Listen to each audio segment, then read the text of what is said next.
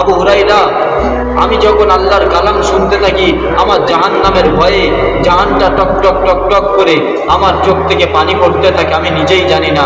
আবু হুরায়রা রাদিয়াল্লাহু তাআলা আনহুও কাঁদতে থেকে গেল, নবী সাল্লাল্লাহু আলাইহি সাল্লামও কাঁদতে থেকে গেল।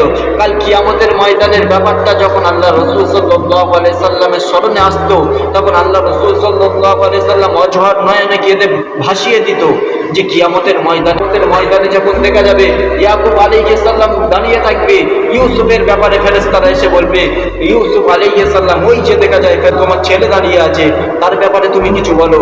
তখন ফেরেশতাদের উত্তরে বলবে আমি ইয়াকুব আলাইহিস সালাম বলছি, ওই ইউসুফেরটা ইউসুফ দেখুক, আমি ইয়াকুব আমারটা আমি দেখি, আল্লাহ আমারটা আমি দেখি, আর ইয়া রব্বি হাবলি উম্মতি আমারটা আমি দেখি। যখন মূসা আলাইহিস সালামকে দেখানো হবে, ফেরেশতারা যেন দেখাতে থাকবে, ওই যে তোমার ঈসা আলাইহিস সালাম দাঁড়িয়ে আছে, তোমার সন্তান, যার জন্য তুমি পৃথিবীর জমিনে 40টা বছর কেঁদে চোখ লাল করে ফেলেছিলে, ওর জন্য তুমি কিছু বলো। বলবে আমি তার ব্যাপারে কিছু বলতে পারছি না, আমি আমারটা বলতে পারবো না, আমার কি হবে, ইয়া নাফসি ইয়া নাফসি।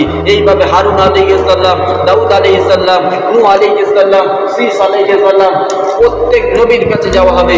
যাওয়ার পরে বলবে আমার ব্যাপারটা নিয়ে আমি ভাবতে অবাক হয়ে পড়ছি, আমি তার ব্যাপারে কি বলবো, আমি তার ব্যাপারে বলার জন্য আমি প্রস্তুত নয়। যখন আমাদের মুহাম্মদ রাসূলুল্লাহ সাল্লাল্লাহু আলাইহি সাল্লামের কাছে দাঁড়িয়ে যাবে, তখন মুহাম্মদ সাল্লাল্লাহু আলাইহি সাল্লাম বলতে থাকবে, ইয়া রব্বি হাবলি উম্মতি, ইয়া রব্বি হাবলি উম্মতি।